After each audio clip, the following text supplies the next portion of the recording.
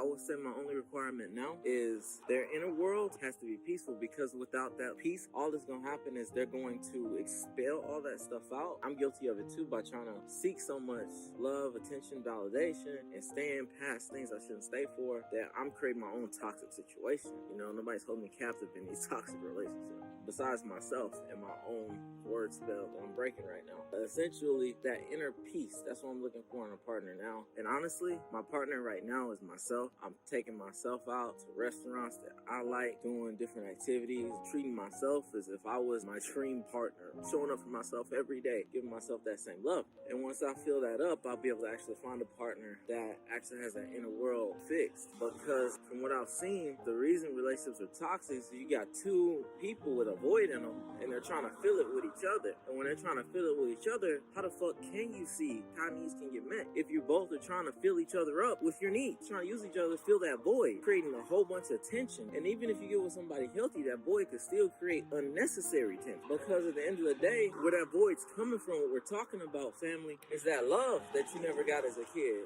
or maybe that trauma that you never really quite healed from, that made you think a certain type of way about yourself. I've got an example of that. Like my little brother, he's staying at his toxic girlfriend's place. Her parents fill him up with so much love that he actually likes staying there. He's mainly staying there for her parents. Whenever they have arguments or disagreements and stuff, it's like the love ain't never gone. It's like the door ain't never shut on love. The door to abuse doesn't even exist there. Kids with healthy attachment styles, they grow up to at least where the door to abuse never opens. I'm using this as an example of how long it takes to fill that void. Kids, they get that like age 0 through fucking 20, maybe a little bit after that, probably getting taken care of while they in college or starting their own thing. People with personality disorders like myself and toxic people, internally or externally, I'm typically internally toxic as fuck, which isn't good either. What happens is that void that we feel on these different spectrums, that void, what it is just that missing love that's supposed to be nurtured. The main job is supposed to nurture you on how to love yourself, how to really interact with the world with your true self. They're supposed to teach you that stuff. But when they completely fail at that job and always open the door to abuse, what you get is this void in your stomach and in your mind, and these toxic word spells that really keep you stunted in your emotional growth. Don't get me wrong, you can get financially rich. Look at Will Smith and Johnny Depp. They got rich as fuck, but like they're in these toxic ass relationships. Their partner is toxic too because of the same reason. They just, you'll find out with these personality disorders or toxic people, it's expressed differently between like different people. Where it comes from is that void. As far as looking for a partner, kings or queens, the whole goal is to fill that void in yourself first and foremost. Take yourself out to you. Get to know yourself. Get to know those inner thoughts in here. When you see those demons creep up, look in the mirror. Imagine the kid version of you that was abused his whole life, never got that love that he needed or she needed. Imagine yourself giving that little kid a hug and genuinely telling him that you love him. When you have an anxiety during those days where it's hard to fill up that cup, imagine that cup with holes in it inside you. Imagine all that energy and shit like flowing through you. Regardless, kings and queens, what you want to look for in a partner, somebody that's got that void already filled. And to make that relationship last and work for a lifetime or however long it do last, because healthy people break up too, just make sure that you got that void fixed. Don't try to fill the void with external shit, because what's going to happen, no matter what girl or dude it is, that void's still going to be there. It's still going to be present. You can't come out here in these street light and look for your keys